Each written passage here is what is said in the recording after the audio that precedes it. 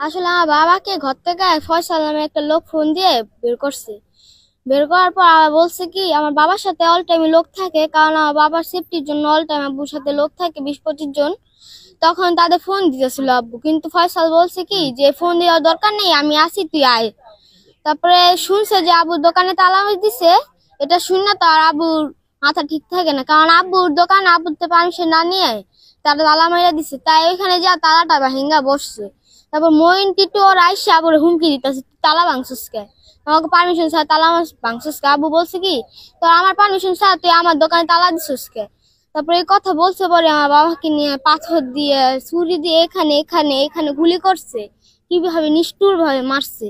ওইটাই তো আমি ওইটাই বলছি তো সরকারকে, যে আমার এতিম বানাইছে, আমি চাই না যার কাউকে এতিম বানাওক, যে কারোর বাপ হারাও, কারোর বোনের ভাই হারাও, এটা আমি আর চাই না। বাংলা বুকে চাঁদাবাজরা যদি না থাকে, আমি এটাই চাই। এই যে চাঁদার জন্য যে মানুষকে খুন করে, এটা আমি আর চাই না। কালকে 10টায়, সকাল 10টায়।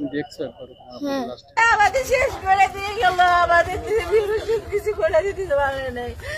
সব সম্পদ লাগিয়ে তোমরা কোনোদিন কষ্টে থাকবে না, তুমি আর তোমার সন্তান। আমি জীবনে যতদিন বেঁচে আছি তোমাদের জন্য কিছু করার আছে, তোমরা কষ্ট করবা না।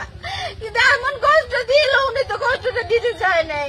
এই মানুষগুলো আমার আশায় করে দিল, আমি কি এত ক্ষতি করছিলাম ওদের, যারা আমার স্বামী এভাবে নিয়ে গেল, আমার ভবিষ্যৎটা কানা করে দিয়ে গেল, আমার সন্তানকে করে দিল। এই সন্তান জন্য আমি কি করবো, কোথায় যাবো, আমার এরকম শূন্য করে দিল। মানুষ এরকম কষ্ট দিতে পারে, মানুষ এত ক্ষতি করতে পারে, ওরা কি মানুষ না?